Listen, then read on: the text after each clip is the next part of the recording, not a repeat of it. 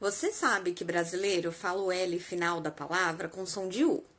Eu sou a Carol, moro no Brasil. O problema é quando você quer fazer isso no inglês também. L, em inglês, tem som de L e não de U.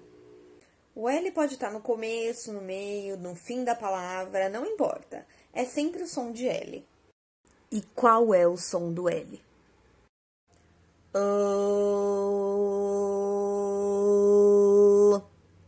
Sobe essa língua. I'm Carol. I'm from Brazil. Hit the ball. It's cold today. Pretty cool, right?